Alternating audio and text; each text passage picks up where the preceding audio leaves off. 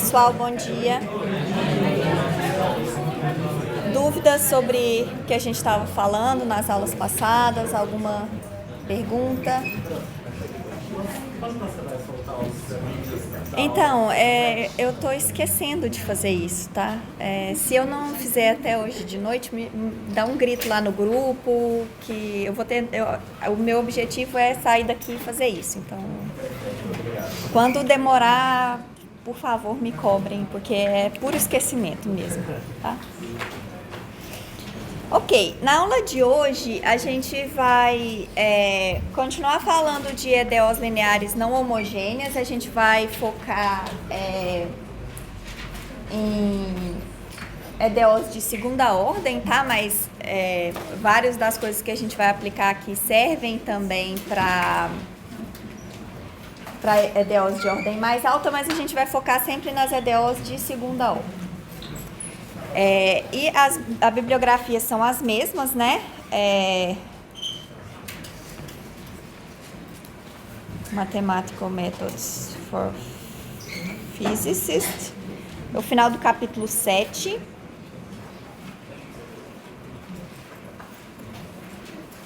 Notas do Land. E as notas do Barata. Lembrando que as notas do Barata são bem mais formais matematicamente, então eu sugiro para quem tiver esse perfil mais matemático, é uma boa, mas para uma primeira leitura, vocês podem seguir as duas referências anteriores. E depois, quando eu for disponibilizar essas notas aqui lá no Moodle, que eu espero fazer assim que eu sair daqui, se eu não fizer isso, por favor, me cobrem. Aí eu coloco exatamente quais são as sessões que a gente vai ver hoje, tá? Porque eu fiz meio que uma mistureba, assim, de várias coisas. Bom, então antes da gente continuar, vamos recapitular o que a gente fez na aula passada. Peraí.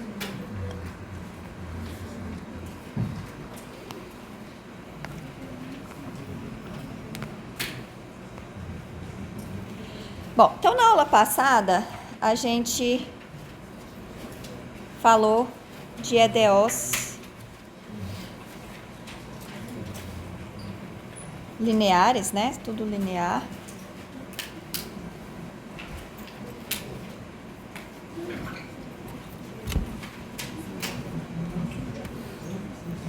Não homogêneas. Até então a gente estava falando de EDOs homogêneas. E na aula passada a gente passou a falar de EDOs não homogêneas. E aí primeiro a gente viu alguns resultados que se aplicavam a todas as EDOs lineares não homogêneas. E aí a gente viu que a solução geral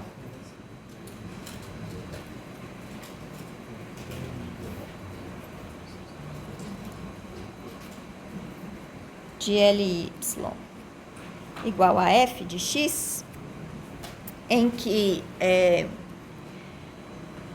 L é um operador linear, né, envolvendo as derivadas. A gente já viu como que tem que ser a cara desse operador. Tem a forma y de x igual a yp de x mais c1 y1 de x mais c2 y2 de x, em que yp é o que a gente chama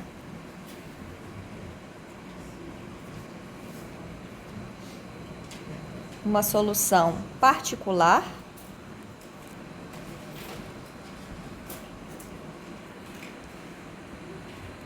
para essa equação asterisco, e y1 ou c1 y1 de x mais c2 y2 de x é a solução geral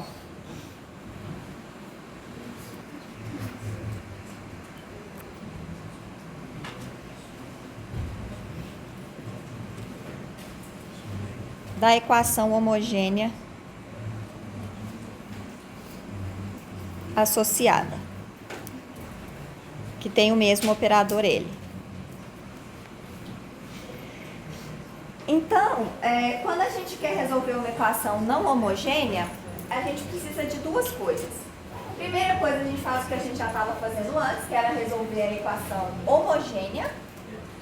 E aí, uma vez que a equação homogênea está resolvida, a gente vai procurar a solução particular. Então, a gente precisa de uma solução.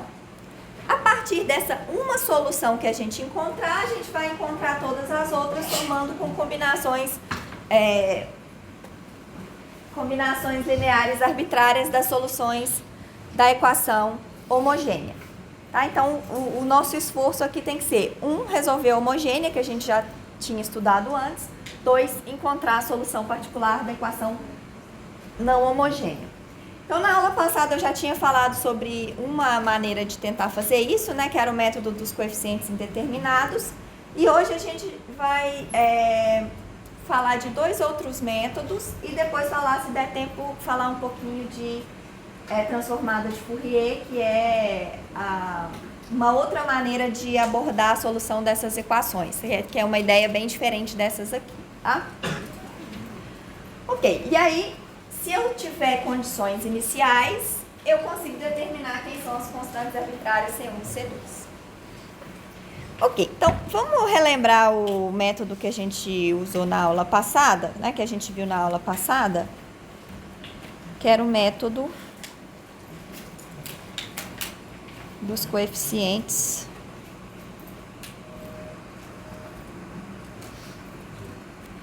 indeterminados.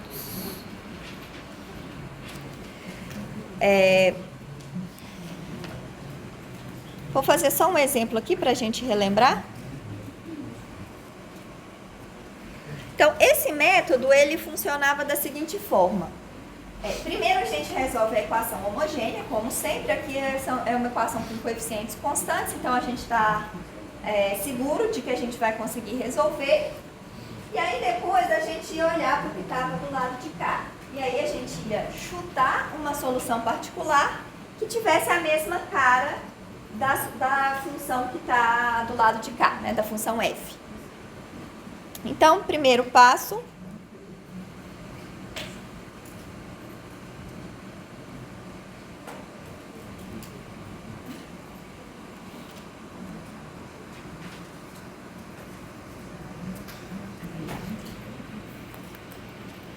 é resolver a equação homogênea, né?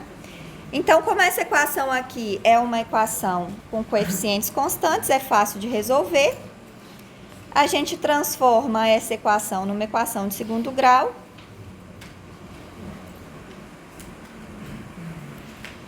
Então, R é igual a mais ou menos 1. E, portanto, a solução da equação homogênea é C1 y de x mais C2 exponencial de menos x. Ok? Essa é a solução da homogênea. Vou chamar aqui de YH de x.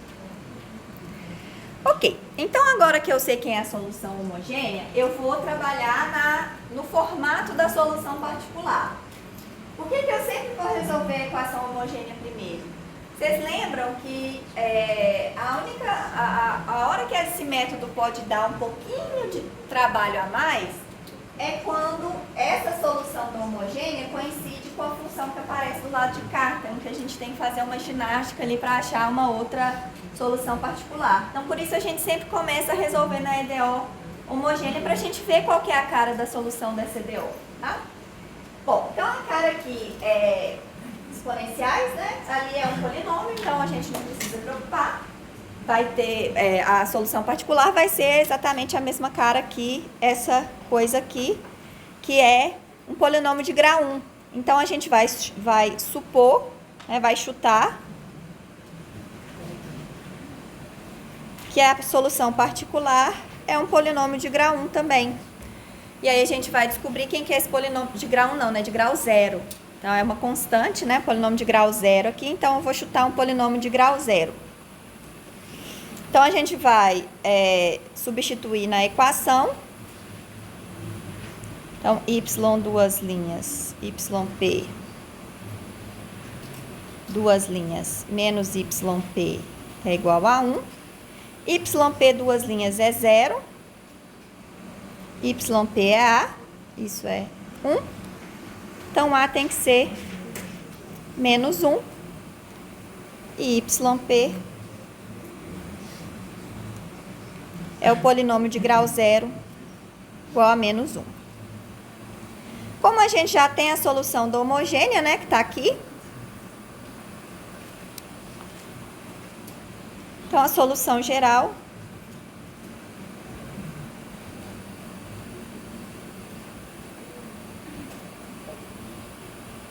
da EDO é a solução particular mais a solução geral da equação homogênea.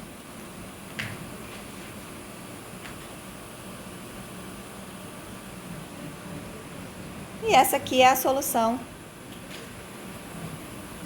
da equação que a gente queria. Ok? Por que o nome do método? Porque aqui a gente vai ter constantes que a gente tem que determinar calculando as derivadas e jogando essas derivadas dentro da equação. Ok?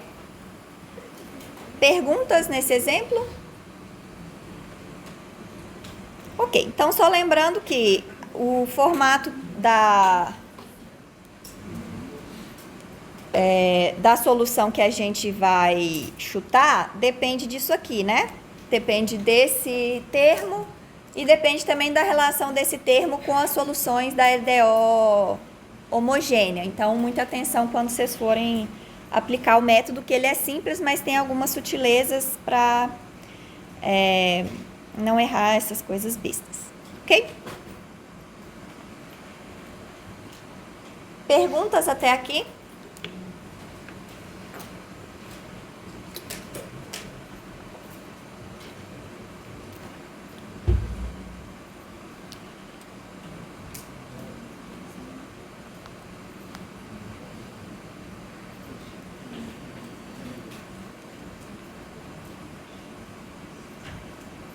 Bom, o próximo método que eu quero falar agora é chamado método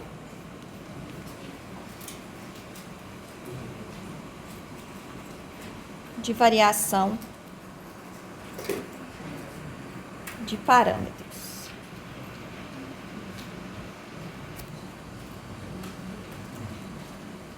Bom, aqui o nome já parece estranho, né? Porque normalmente a gente usa parâmetro para coisas que são constantes, mas aqui eu tô falando de variação dessas constantes.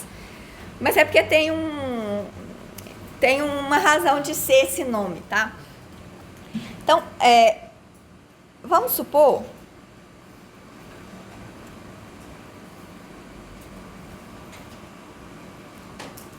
que a solução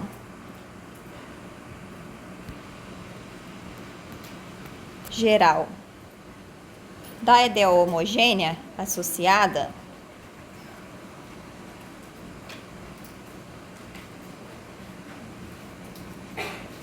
seja C1 Y1 de x mais C2 Y2 de x, tá? Então, como a gente viu antes, o espaço de soluções, o conjunto de soluções da EDO homogênea é um espaço vetorial, por isso a gente encontra uma base, que nesse caso tem dois elementos, porque eu estou lidando com equações de ordem 2. E aí, quando eu tenho uma base, que aqui eu estou supondo que é formada pelas funções y1 e y2, para gerar a solução geral, eu faço combinações lineares. Então, eu uso essas constantes C1 e C2 para gerar as outras soluções da equação homogênea. Então, agora, esse método para encontrar a solução da equação não homogênea, a gente já usou isso antes. Consiste de supor agora que esses C1 e C2 não são mais constantes, são funções de x. Por isso, variação dos parâmetros, porque eu vou trocar essas constantes, esses parâmetros da solução da homogênea, por coisas que podem depender de x, para tentar encontrar uma solução particular para a equação não homogênea. Então, o que a gente vai fazer é procurar uma solução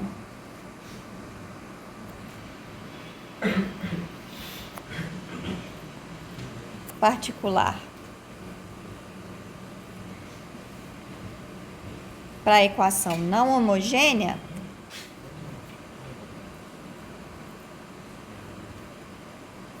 que seja da forma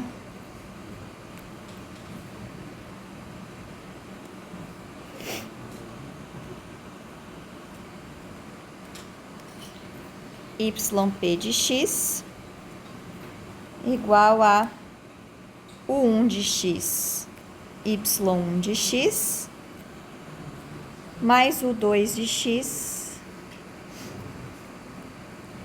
y2 de x.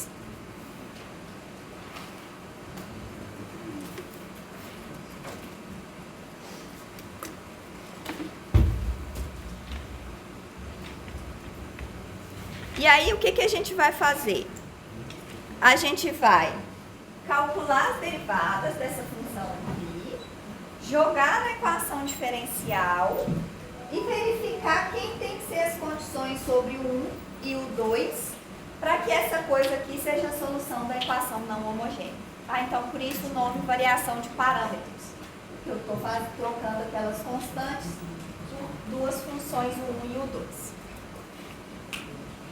Tá clara a ideia? Ok. Então, essa coisa aqui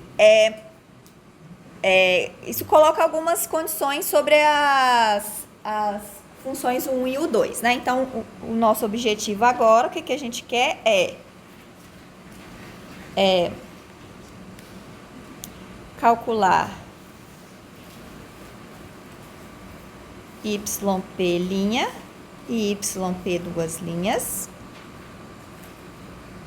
substituir na EDO e encontrar o 1 e o 2. Ok, só que aqui eu tenho duas funções incógnitas, né, a 1 e a 2, e eu só tenho uma condição que eu estou impondo sobre elas, que é o fato dessa coisa aqui ser solução da EDO, tá? Então, quando eu substituir essa coisa aqui na EDO, eu vou ficar com uma equação envolvendo o 1 e o 2, e possivelmente suas derivadas, mas é uma equação para encontrar duas funções. Então, eu consigo ter uma certa liberdade sobre essas funções 1 e 2, porque eu só tenho uma equação e duas incógnitas. Então, a gente vai fazer uma restrição adicional, só para facilitar a vida, tá? Então, por causa dessa liberdade de ter só uma condição e duas funções para encontrar, eu vou fazer uma restrição adicional.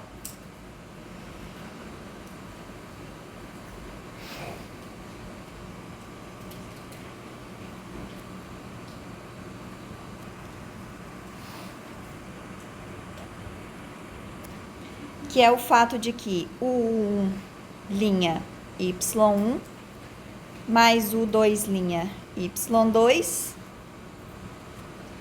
tem que ser 0. Isso aqui é por conveniência, tá?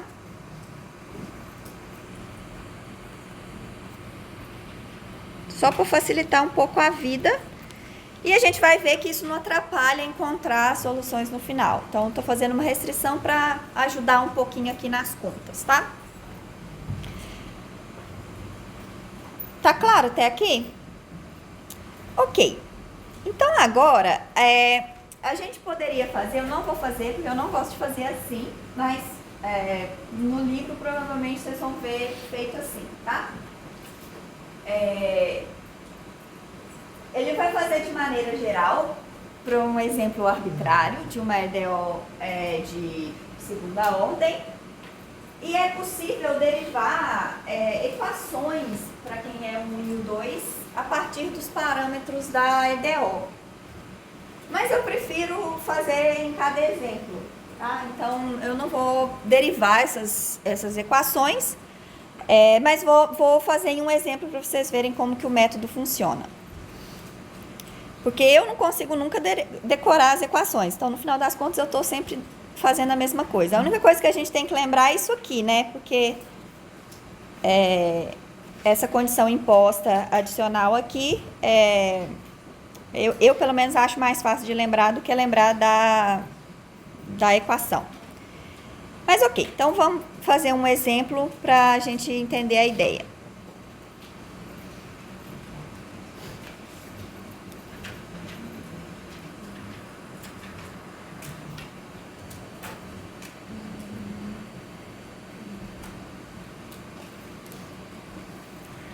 Vamos resolver a equação que a gente já sabe resolver, mas só para a gente comparar, né?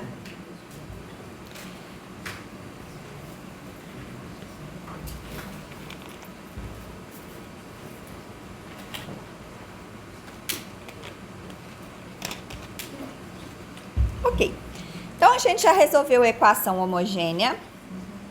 A gente já sabe que a solução da equação homogênea é C1 exponencial de x mais C2 exponencial de menos x. E agora eu vou procurar uma solução particular que tenha essa cara aqui. O 1 de x exponencial de x mais o 2 de x exponencial de menos x, com a restrição o 1' exponencial de x mais o 2' exponencial de menos x tem que ser zero. Bom, então vamos guardar essa restrição aqui. Por enquanto, a gente vai usar ela daqui a pouco. Mas antes disso, vamos substituir YP na equação diferencial para a gente ver qual que é a restrição que o fato dessa coisa ser solução da EDO impõe sobre o 1 e o 2. Então, substituímos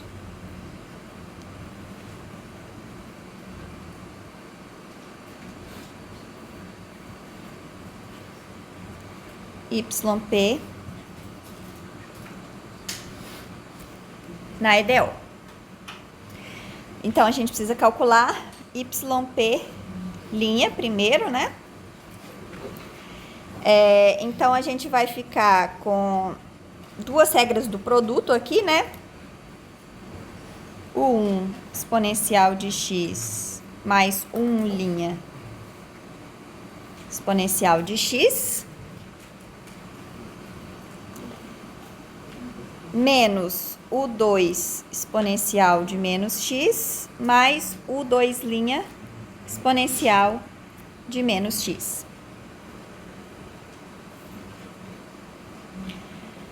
Ok, agora a gente consegue simplificar um pouco o YP', porque agora eu posso juntar esse termo aqui com esse, que eu supus que é zero, né? Então, essa parte aqui é igual a zero. E foi por isso que a gente colocou essa restrição adicional. Eu posso fazer essa restrição adicional porque eu tenho duas funções e só tinha uma restrição, então eu posso colocar uma restrição adicional. Por que a gente escolheu essa restrição adicional?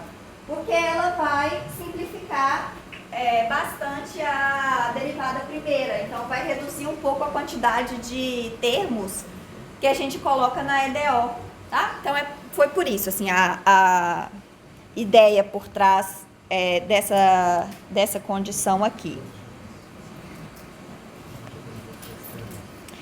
Ok, então YP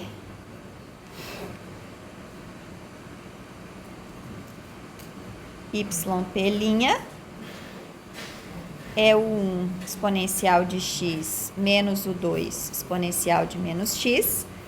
Deixa eu colocar a dependência em x aqui, que senão a gente esquece que essas coisas são funções, né? E agora eu vou calcular a derivada segunda. Então, duas regras do produto de novo. Então, YP duas linhas é o 1 exponencial de x mais o 1' exponencial de x menos mais o 2 exponencial de menos x menos o 2' exponencial de menos x. E agora não tem nada que eu possa simplificar, né? Então, eu vou ter que colocar isso tudo aí na EDO. Então, agora, a gente joga na EDO. Então, a EDO é y duas linhas, menos y', isso tem que ser 1, né?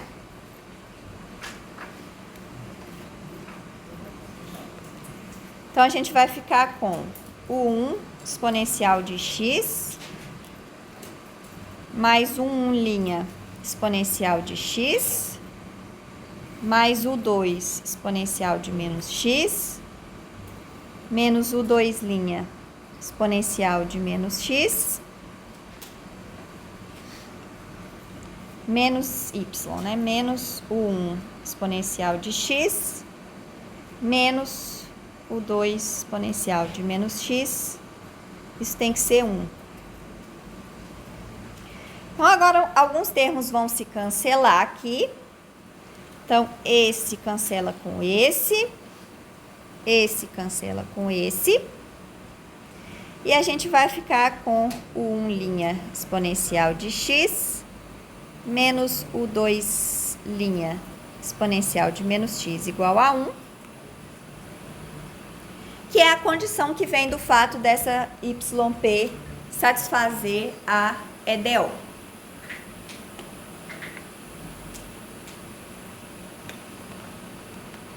Tá claro até aqui?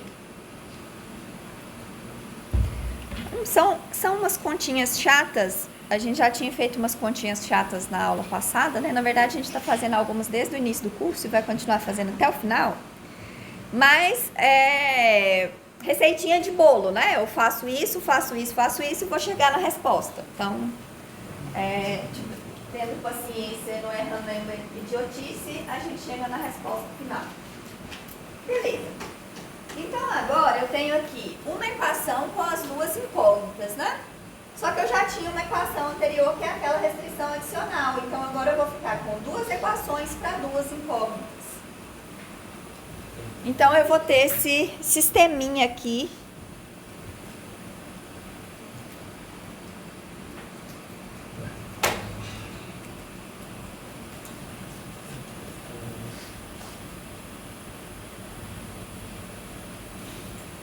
Envolvendo o 1' e o 2'. Que, claro, depende das soluções da equação homogênea que a gente está usando aqui, né? E da função f que aparece na parte não homogênea da equação. Então, esse sisteminha aqui vai ter mais ou menos a mesma cara, sempre, não vai ser sempre exatamente igual assim, mas vão aparecer as soluções da equação homogênea, vai aparecer a parte não homogênea da equação, e aqui estão vendo esse sinalzinho de menos, ele vem quando a gente deriva a exponencial, então aqui vai ter alguma coisa que depende das derivadas da equação, da solução da equação homogênea, né? Que foi bem simples porque são essas exponenciais, mas se a solução da equação homogênea forem funções mais complicadas, vão aparecer coisas um pouco mais complicadas ali, mas no final das contas vai ser uma coisa desse tipo aqui, tá? Que essa coisa tem solução, não vou demonstrar, ok? Mas tem a ver com aquele bendito Wronskiano, lembram dele? Porque as coisas que aparecem aqui, ó, quem que é a minha incógnita? As minhas incógnitas são o 1 e o 2. Então, se a gente escrever esse sistema em formato matricial, a gente vai ter uma coisa desse tipo aqui, ó. Exponencial de x menos exponencial de menos x, exponencial de x, exponencial de menos x. Aqui eu escrevi as equações na ordem troquei o que é primeiro com o que é segundo em relação ao que a gente fez antes. Mas tanto faz, né? São as mesmas equações.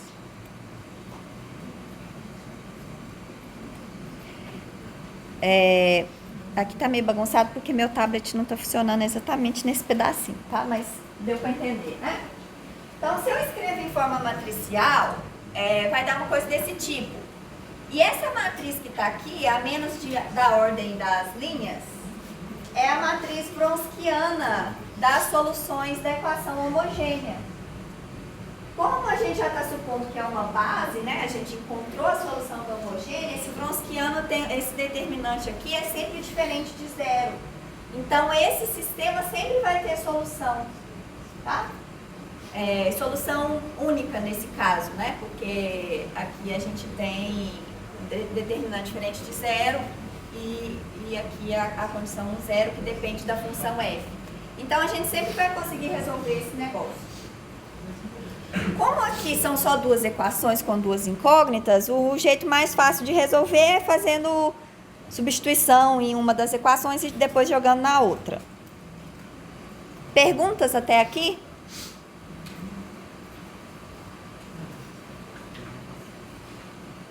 Então, o sistema é o 1 linha exponencial de x menos o 2 linha exponencial de menos x igual a 1.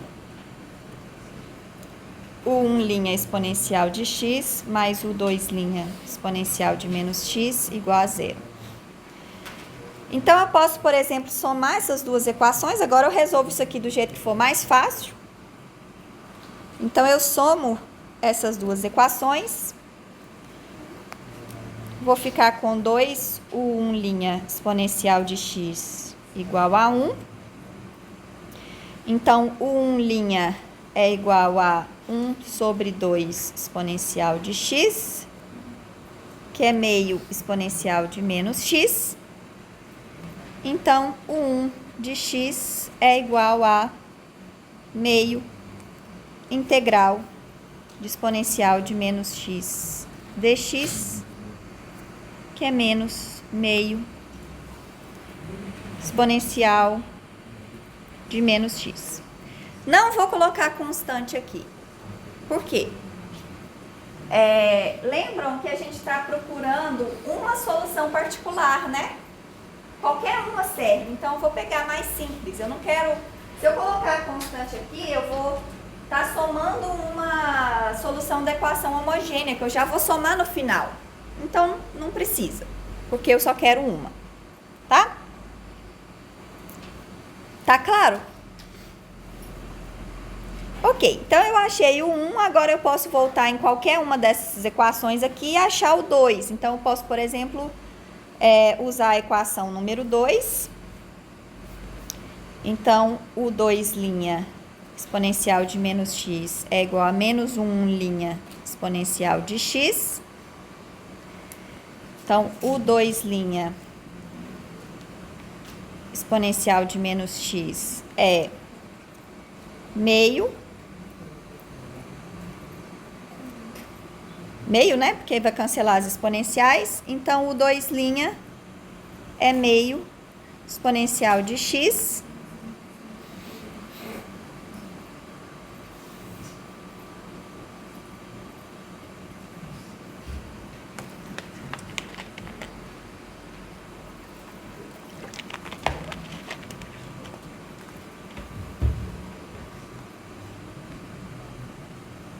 Então, o 2 linha é meio exponencial de x. Então, o 2 é integral exponencial de x dx, que é meio exponencial de x. Não resolveu ainda, né? Porque agora eu tenho que pegar o 1 e o 2, que eu consegui encontrar, e multiplicar pelas exponenciais. Então, lembrando que yp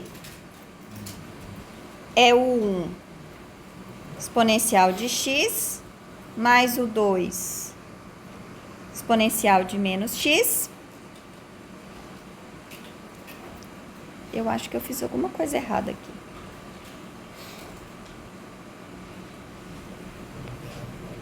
Faltando um sinal de menos.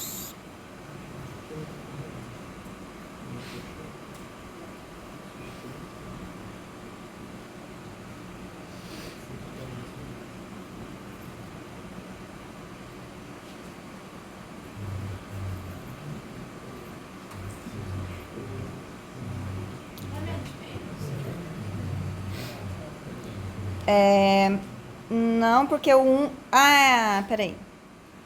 Isso. Obrigada. É porque aqui é a derivada, né? O que eu fiz? Eu peguei esse treco aqui e substituí aqui, mas não, aqui é a derivada disso, né? Então, a derivada mata esse menos e aí vai ficar esse menos aqui. Obrigada. Então, aqui é menos.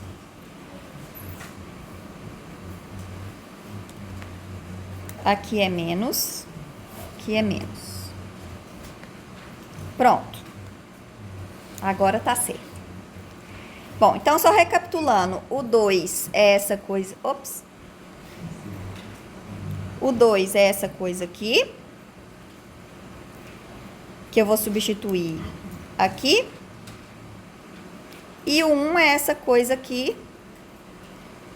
Que eu vou substituir aqui, tá? Então, isso aqui é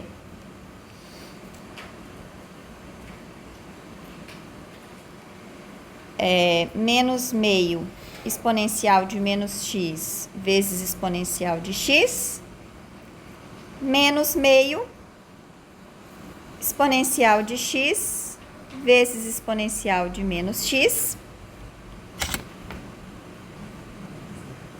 Agora, essas duas exponenciais vão se cancelar e dar 1 cada uma, então isso aqui é menos meio, que é igual a menos 1. Então, a solução particular da equação não homogênea é menos 1, como a gente já sabia, que a gente já tinha resolvido isso aqui por outros métodos, tá? Então, vocês podem ver que se eu puder escolher entre coeficientes a determinar e essa coisa aqui, eu não vou escolher essa coisa aqui, tá? Dá mais trabalho. Oi? Isso, exatamente. Vamos supor que, sei lá, essa coisa fosse uma tangente. Aquele método só funciona se a função f for polinômio, seno e cosseno ou exponencial. Então, se eu já tiver uma tangente, já não dá para resolver daquele jeito. Enquanto que esse método aqui dá. Pode ser que no final eu fique com umas integrais escabrosas que eu não consiga resolver na mão. Mas na pior das hipóteses, eu vou ter uma forma integral para a solução. E isso já é bom o suficiente em muitos casos. Na verdade, isso é o melhor que você pode ter em diversos casos. Então, esse método aqui é mais poderoso, ele resolve mais coisas que o método anterior, mas ele é mais trabalhoso. Então, se o método anterior funciona, principalmente para coisas simples, né, era um polinômio de grau zero, então é bem simples. Você faz pelo método anterior, tá?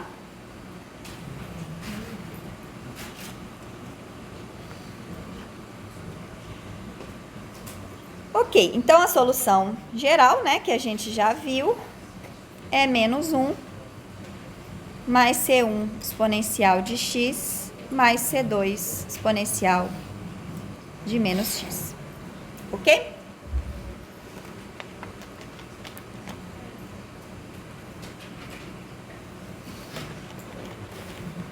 Oi. O método de variação dos parâmetros, ele só serve para equação diferencial com os coeficientes constantes? Boa pergunta. Eu acho que não. Eu nunca usei ele para nenhuma outra coisa que não seja coeficientes constantes. Mas eu acho que não. Acho que você pode aplicar eles de maneira geral. Eu respondo essa pergunta melhor na próxima aula, com certeza absoluta, mas acho que não. Acho que é para EDOs lineares em geral. Aqui a gente está falando de grau de ordem 2, portanto, vai ter duas coisas, mas você pode generalizar isso aqui para ordens maiores. Só que vai ficar mais trabalhoso, aí você vai ter que ter uma condição extra para o 1 e o 2, então a gente nem vai ver isso, mas é possível. Mas o principal interesse para a gente são as EDOs lineares de segunda ordem, e as que a gente vai ver com mais frequência são as de coeficiente constante.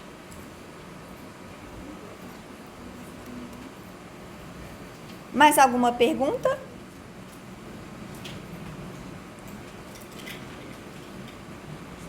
Ok.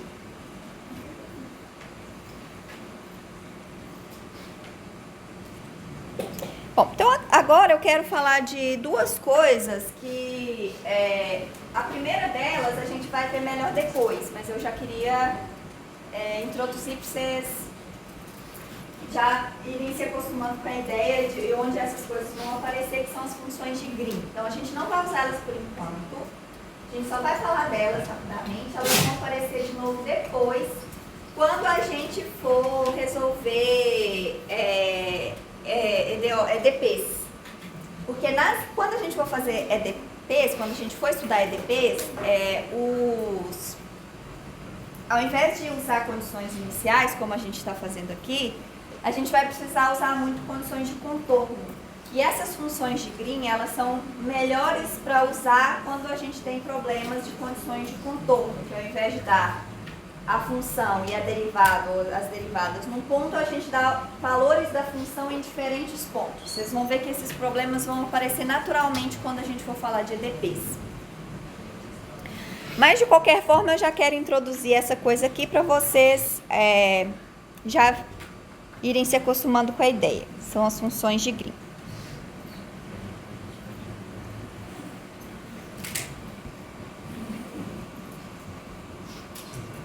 Então, as funções de Green são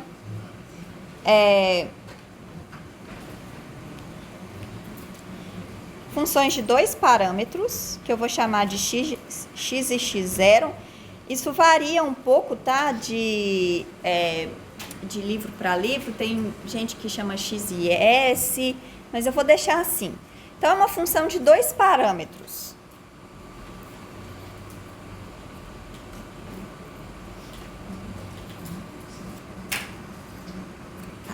Em geral, ela não está definida no R2 todo, mas por enquanto o importante para a gente é lembrar que ela é uma função de dois parâmetros, tá?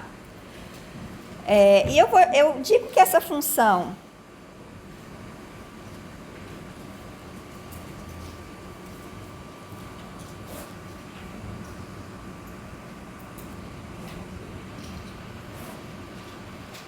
é uma função de Green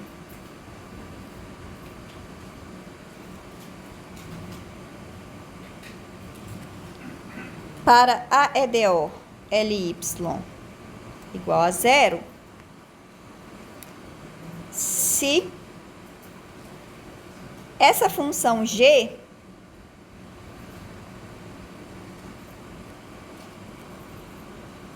é solução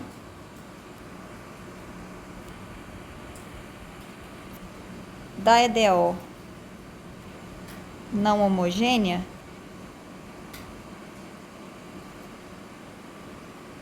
LY igual a delta de x menos x0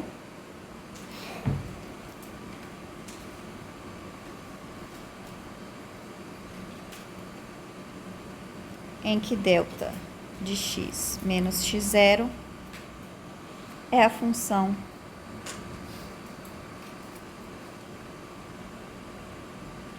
delta de Dirac. Vocês já viram essa função delta de Dirac na vida antes? Não? Tá bom. Então, vou explicar rapidamente o que ela é. A gente vai falar dela com um pouco mais de formalidade depois.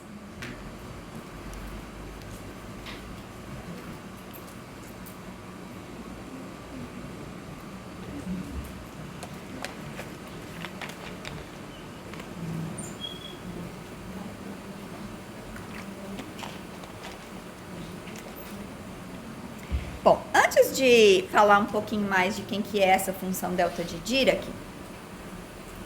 para quem já viu essa função, quem já encontrou ela alguma vez na vida, sabe que ela não é exatamente uma função, né? A gente vai ver daqui a pouco. Essa função delta de Dirac, que não é função, na verdade, existe uma área da matemática que é chamada teoria das distribuições, que é uma parte da matemática que busca justamente generalizar o conceito de função. E aí, nessa teoria de distribuições, a gente tem as distribuições, que são a generalização de funções. Então, toda função minimamente decente é uma distribuição, mas a gente tem várias distribuições que não são funções. Exemplo, delta de Dirac.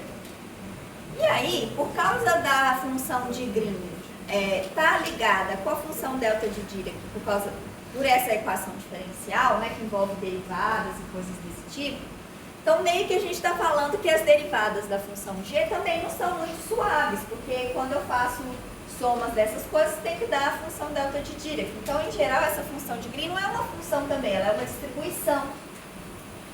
Então, no fundo, a matemática que está por trás disso aqui é um pouco mais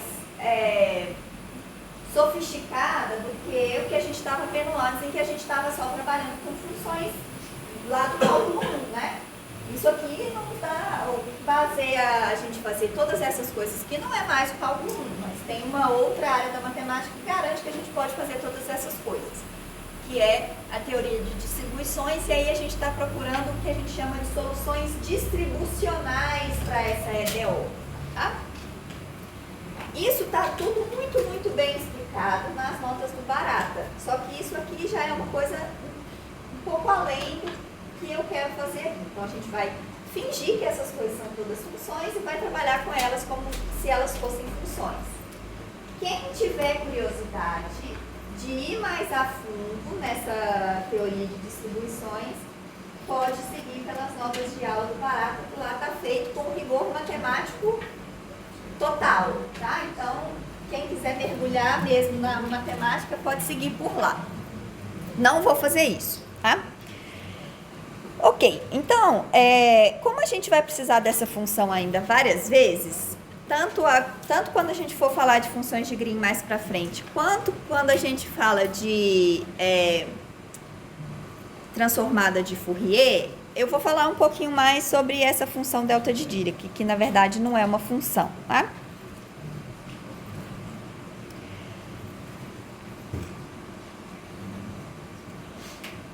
Então, eu vou chamar aqui de distribuição.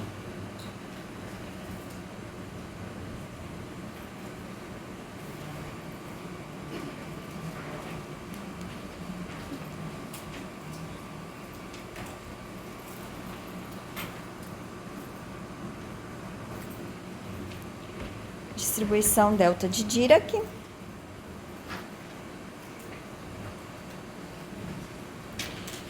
Que a gente denota assim, delta de x menos x0. E para a gente entender de onde que vem essa função, né, qual que é o significado dela, a gente vai olhar para ela como como um limite de outro tipo de função, que são essas funções aqui. Então, vou definir fn de x como sendo a função que vale n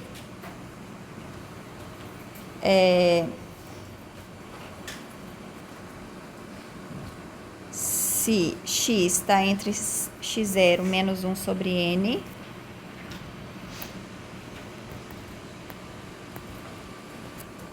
e vale 0, caso contrário.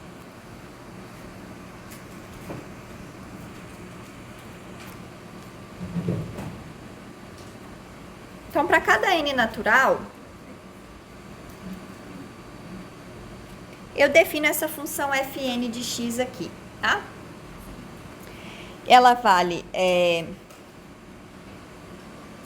nzão, nesse intervalo de tamanho, na verdade aqui é 2 sobre n, tá?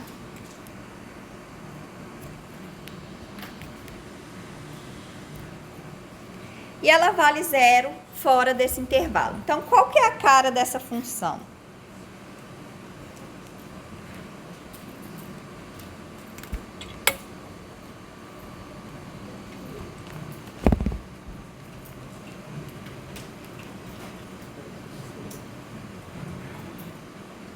Então, aqui no x0, um intervalo de tamanho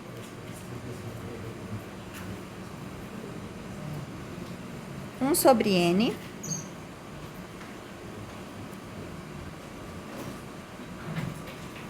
Essa função vale n.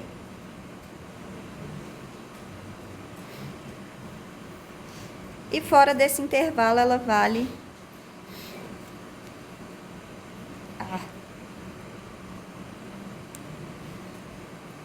ela vale 0. Ok? Então, qual que é a integral dessa função de menos infinito até infinito?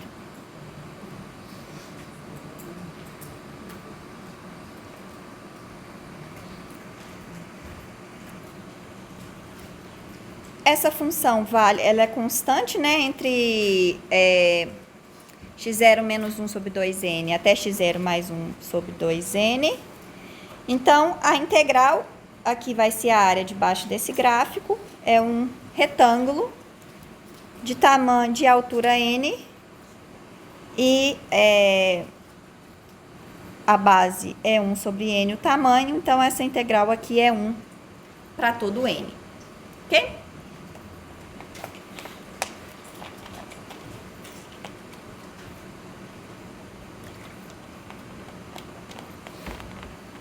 Então, agora eu vou imaginar o que acontece quando o n vai para infinito. O que está acontecendo com essas funções aqui quando o n cresce? Então, eu estou aumentando a altura e diminuindo a base, mas de modo a manter a área debaixo do gráfico igual, tá?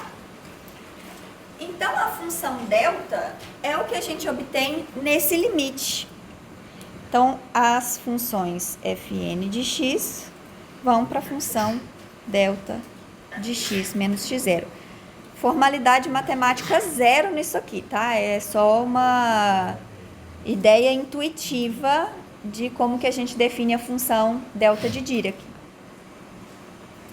Então, é uma função que vale infinito em x0 e zero em todo o resto, mas de maneira que a área debaixo do gráfico ainda continua sendo 1. Tá? Então, é óbvio que isso matematicamente não faz sentido, mas do ponto de vista dessa teoria de distribuições e com todas as definições matemáticas adequadas, isso tudo que eu estou falando passa a fazer sentido e a gente vai ficar com essa noção intuitiva da função delta de Dirac como limite dessas funções fn, ok? Então, a integral de menos infinito até infinito de delta de x menos x0 dx é igual a 1. Então, eu olho para essas funções fn, para o n indo para infinito, mas mantenho essa área, né? Essa área sendo sempre 1. E agora eu quero ver o que acontece com a integral de menos infinito até infinito de delta de x menos x0 f de x dx, em que f... Não, deixa eu trocar a anotação aqui, tá? Isso é outra coisa que a gente vai precisar, outra característica da função delta que a gente vai precisar. Perguntas até aqui? Qual é a relação disso com a teoria de probabilidades?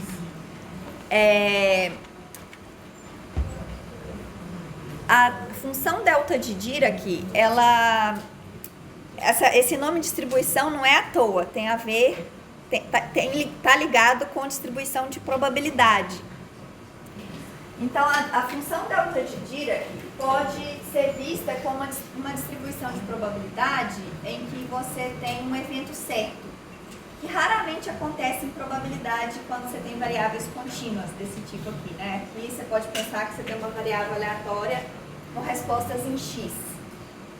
E aí, você tem certeza que toda vez que você fizer o sorteio daquela variável aleatória, o resultado vai ser x0. Então, a distribuição, a função de distribuição de probabilidade que te daria que modelaria um caso como esse, seria a função delta de Dirac. Então, isso aqui é um exemplo de uma função que você pode usar, que raramente vai acontecer na prática, mas que, às vezes, quando você está lidando com cenários ideais, pode acontecer, tá? Então, por exemplo, você tem uma partícula na reta e você quer saber qual que é a probabilidade de encontrar ela em uma determinada posição. Se você sabe a posição da partícula, a sua distribuição de probabilidade vai estar ligada com a função delta de Dirac, tá? Pode ser obtida a partir da função delta de Dirac. Então, tem ligação sim. Nós não vamos explorar isso aqui, mas tem. Ok, então agora, uma coisa que a gente vai usar com muita frequência é o que acontece quando eu faço essa integral aqui, tá? Então, por isso, a gente vai gastar agora um tempinho entendendo o que é essa integral aqui. Bom, então, vamos ver o que acontece quando eu faço a integral de fn de x, g de x dx. Então, vamos olhar de novo para essas funções fn, né? Então, essas funções fn, elas são constantes só naquele intervalinho, que elas valem n. A função g, por outro lado, ela é uma função arbitrária, tá? Ela não precisa ser constante, ela é qualquer coisa. Quando a gente faz o produto das duas, então, se eu tomo fn de x, g de x, essa coisa aqui é zero, fora do intervalo x0 menos 1 sobre 2n, x0 mais 1 sobre 2n.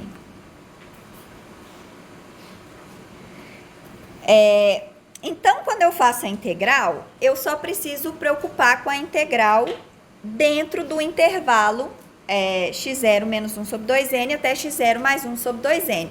Tá claro? Então, a integral de menos infinito até infinito de fn de x dx é igual à integral de x0 menos 1 sobre 2n até x0 mais 1 sobre 2n fn de x, g de x, dx. Então, não tenho a menor possibilidade de calcular exatamente quem é essa integral aqui, né? Por quê? Porque eu não sei quem que é a função g. Então, como essa coisa pode ser qualquer coisa, eu estou multiplicando essa qualquer coisa por n, então eu não sei calcular a integral. Mas eu consigo cotar essa integral por cima e por baixo.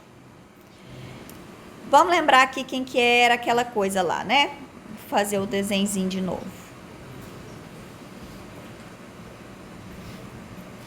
Então, a função n está aqui. E a função g vai ser qualquer coisa. Aqui eu exagerei bastante, mas vamos considerar aqui o máximo da função g nesse intervalo, que eu vou chamar de g max, e o mínimo da função g nesse intervalo, g mínimo. Então, eu sei que dentro do intervalo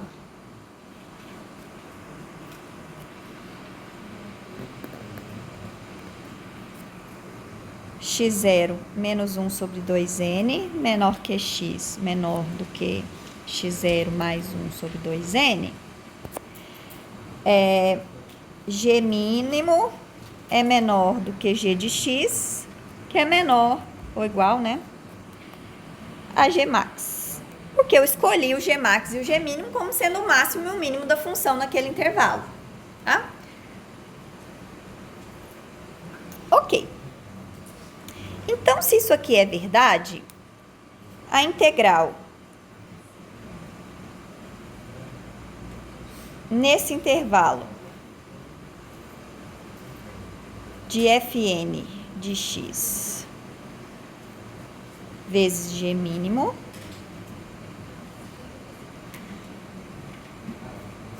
é menor ou igual à integral que eu quero,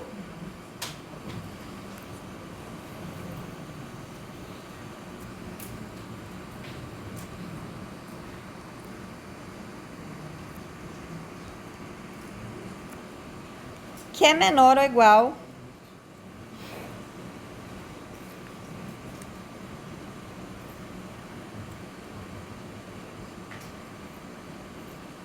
fn de x, g max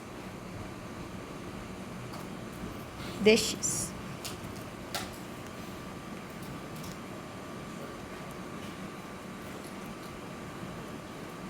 Ok? Bom, agora essas coisas aqui são constantes, né? Então, eu posso calcular essa integral simplesmente fazendo a área debaixo do gráfico, que é um retângulo. Essa parte e essa parte aqui. Então, isso vai me dar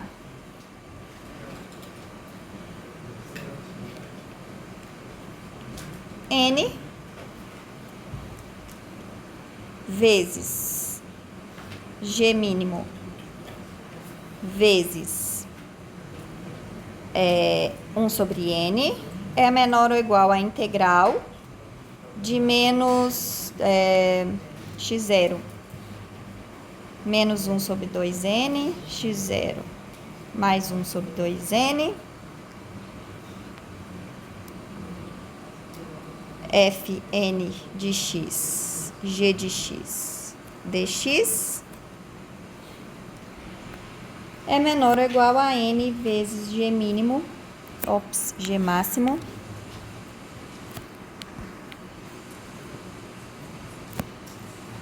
vezes 1 sobre n.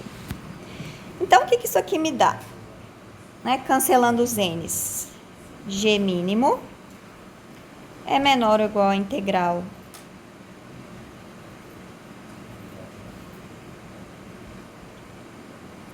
que eu quero.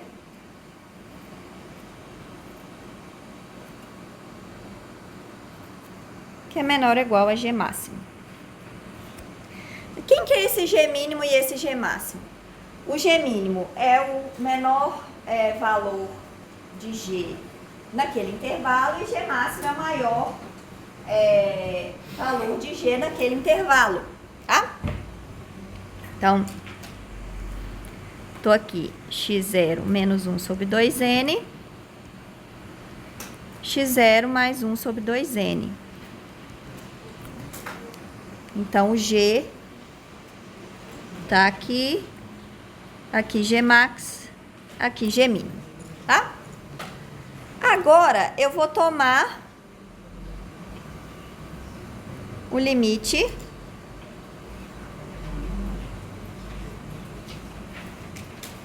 quando n tende a infinito. Lembrando que aqui não tô preocupada com a formalidade matemática não, tá? Eu quero que vocês entendam a ideia. O que acontece quando n tende a infinito? Bom, essa coisa aqui, a integral, lembrando que essa integral aqui é a mesma integral de menos infinito até infinito, que eu já tinha tirado as outras partes porque era zero. Mas essa coisa aqui vai para integral de menos infinito até infinito de delta de x menos x0, g de x dx. Então, estou trocando o limite com o integral sem provar que é possível fazer isso, tá? Então, acreditem em mim. Agora, o que acontece com o g mínimo e o g máximo quando o n vai para infinito?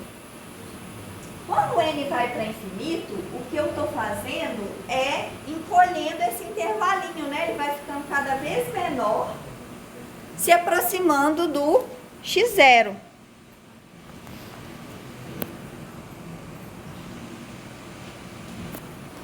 Então, aqui a gente pode, vamos supor que a função g é uma função contínua, isso não é necessário, tá? Mas só para a gente entender a ideia que está aqui por trás, a gente vai supor que a função g é contínua, então, à medida que eu encurto esse intervalinho aqui, os valores da função vão ficando cada vez mais próximos de x0, inclusive o mínimo e o máximo naquele intervalo. Então, quando o n vai para infinito, tanto o g mínimo quanto o g máximo vão se aproximar de g de x0.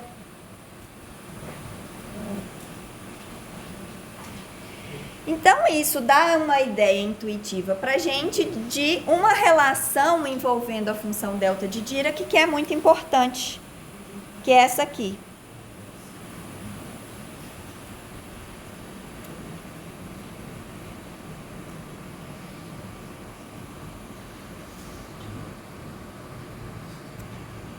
Que quando eu integro de menos infinito até infinito a função delta de Dirac multiplicada por essa função g, o que eu estou fazendo é selecionando o valor g de x0. Tá? A ideia intuitiva é essa que a gente acabou de mostrar.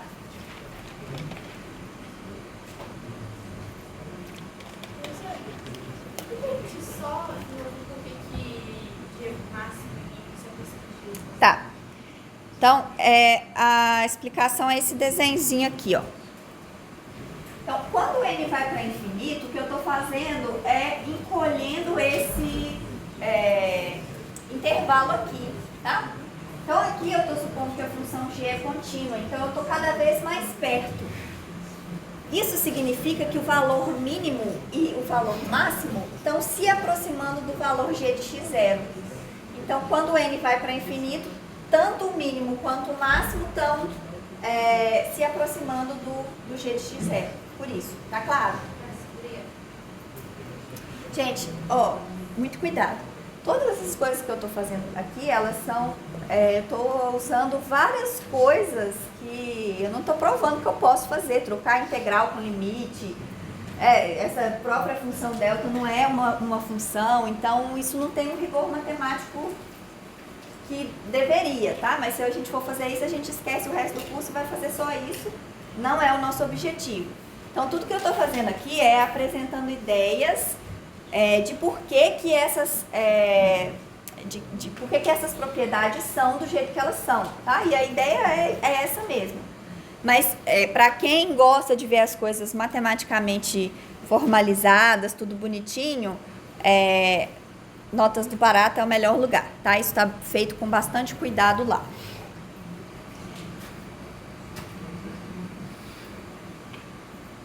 Mais alguma pergunta?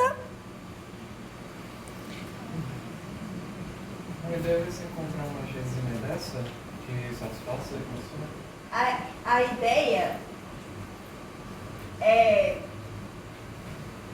substituir a g por aquela função f da EDO, né? A parte não homogênea da EDO, e a função delta pela função de Green. Mas aí quando eu jogar na equação diferencial, de novo vou usar uma coisa que eu não provei, que é trocar o operador da equação com a integral de lugar. Quando eu aplico o operador da EDO na função de Green, eu vou ficar com a função delta. Que aí quando junta com a função f, vai dar a solução da EDO que eu queria. Eu vou fazer agora. Acho que você não entendeu nada porque foi confuso, mas eu vou fazer com calma agora que você vai entender. Então, se você não entender, você me pergunta de novo. Mais perguntas? Eu não respondi, mas vou responder daqui a pouco. Ok. Então, só recapitulando aqui o que a gente precisa da função delta. Eu vou colocar, com certeza, eu não olhei isso, mas com certeza lá no livro do Mathematical Methods for Physicists tem uma explicação da função delta. Eu vou procurar lá e colocar a seção para vocês, tá? Quem nunca viu essa função antes, eu sugiro fortemente que estude essa seção. Se precisar, pode me perguntar, pode perguntar para o monitor, porque não só no nosso curso agora, mas durante o curso de vocês todos, vocês vão se deparar com essa função várias vezes. Então, é bom já ir ficando familiarizado com ela. Ok. Então, a gente tem essa função delta de Dirac, que vem como um limite dessas funções fn. Lembrando que a definição das fn depende do x0, né? Então, eu posso trocar o x0, eu estou trocando onde que a função delta vai valer o infinito, tá? A integral de menos infinito até infinito de delta de x menos x0 dx é 1. E a integral de menos infinito até infinito de delta x menos x0 é g de x é igual a g de x0. Ok?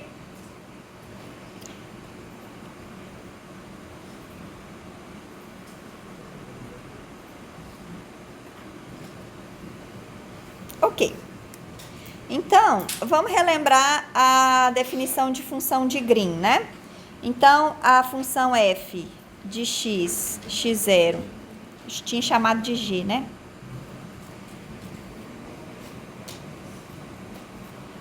É uma função de Green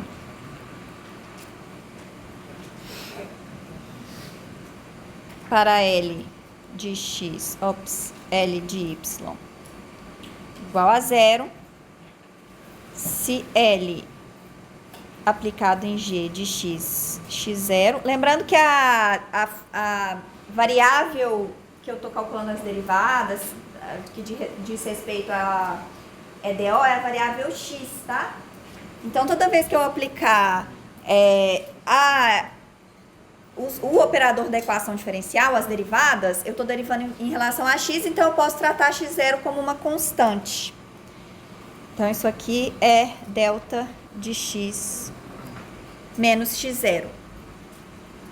Então, observem aqui que essa função delta é uma função feiosa, né? Não é nem uma função, é uma outra coisa. Uma abstração aqui no que a gente fez até agora. Então, não adianta eu querer encontrar essa função aqui, g, aplicando os métodos que a gente viu até agora, tá? Então, achar essas funções g é difícil.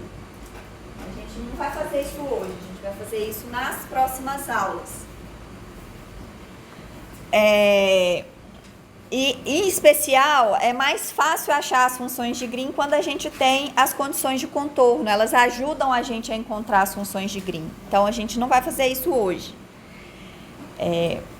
Mas, se a gente supor que eu encontrei uma função de Green, vocês vão ver que aí fica fácil achar as outras soluções de qualquer outra EDO não homogênea que tem o mesmo operador L, que tem a mesma EDO homogênea associada, tá? Então, se eu conheço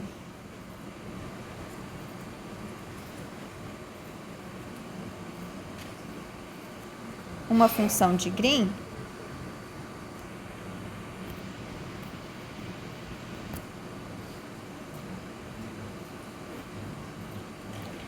podemos encontrar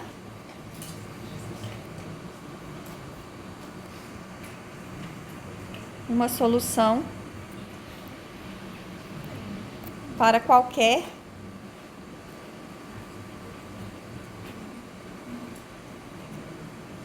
EDO que tem a mesma forma da EDO que eu tenho a função de Green, mas aí eu posso trocar a parte não homogênea à vontade. Tá? Então, olha só que forte esse resultado. Se eu conseguir resolver esse pedaço, essa EDO não homogênea, uma EDO não homogênea com o mesmo pedaço ali, né, o mesmo L, eu consigo depois resolver qualquer outra. Tá? O problema é que resolver de cima não é fácil, mas se eu tivesse conseguido resolver, eu resolveria todas as outras, porque aí, o que acontece? Se eu defino y de x como sendo a integral de menos infinito até infinito, de g de x menos x0, f de x0 dx,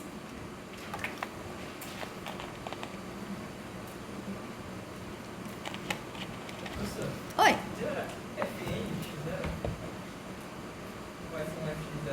Ah, não, aqui é outra f. É a f da... Deixa eu chamar aqui de h, tá?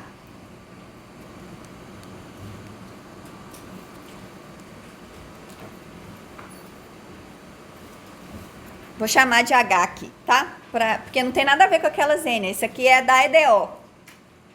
Aquelas fn lá eu usei para construir a função delta.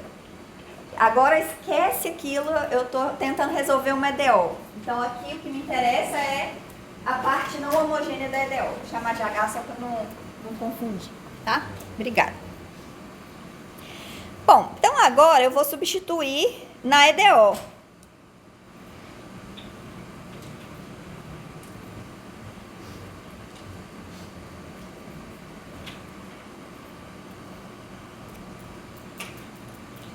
Então, eu tenho L de integral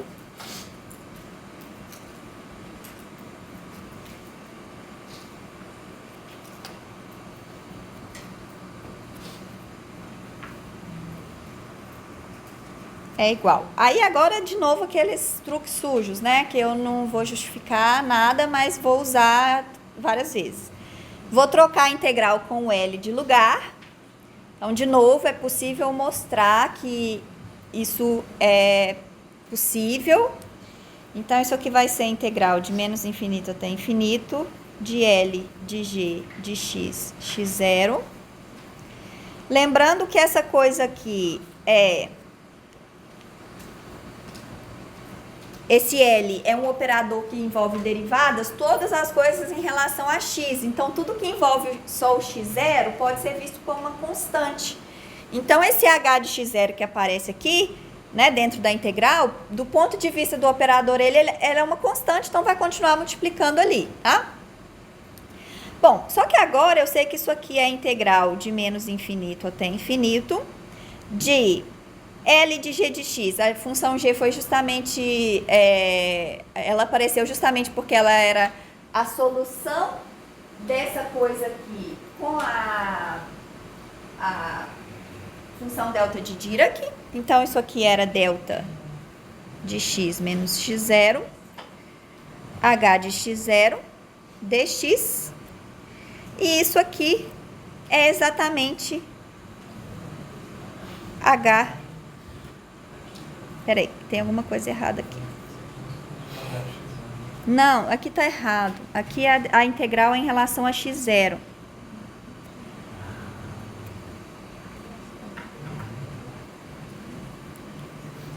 E é justamente por isso que eu posso trocar de lugar o L com a integral, né? Porque se a integral fosse em relação a x, isso não ia ser assim tão trivial.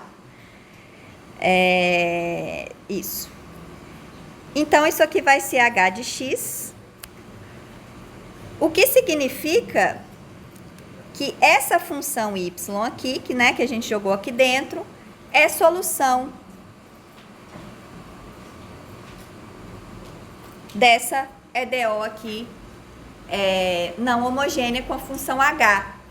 Então, se eu tiver a função de Green, o que eu preciso fazer é aquela integral ali, em relação a x0, né? Então, aquilo ali vai sumir com o x0, é uma integral definida em x0, então vai sumir o x0, ficar só o x, isso vai me dar uma função de x.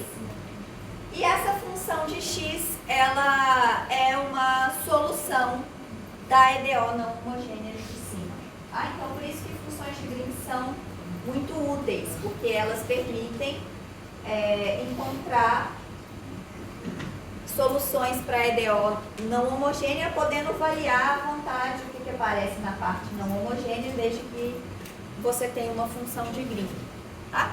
Isso é útil particularmente em aplicações em que você tem, por exemplo, sei lá, um circuito elétrico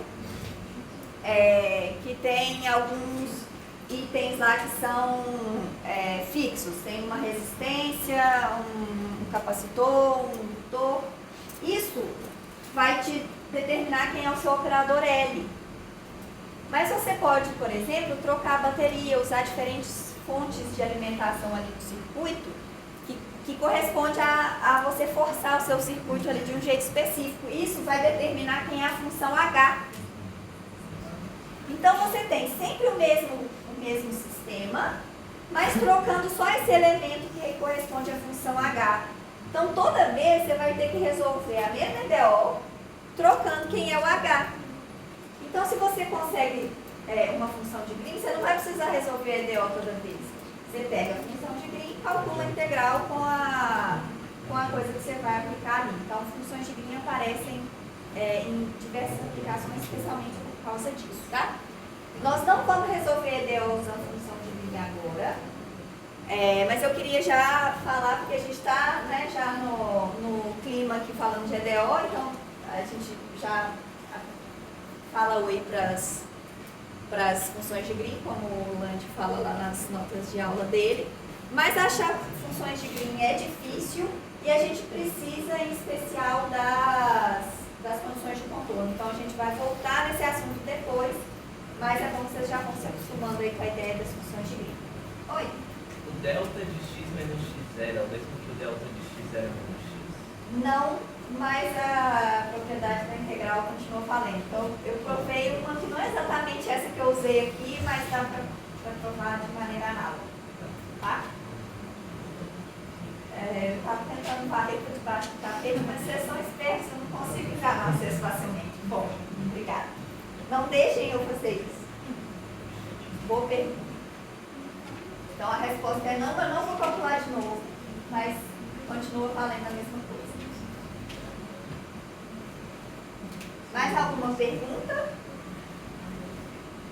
Ok. Então agora eu quero começar a transformar de Fourier, mas não agora. Acho que a gente já viu muita coisa por hoje. Eu vou parar por aqui e a gente começa a transformada de Fourier na próxima aula, tá? Que é o último assunto da prova. Então eu vou falar um pouco de transformada de Fourier e aí a matéria da prova finaliza aí, tá?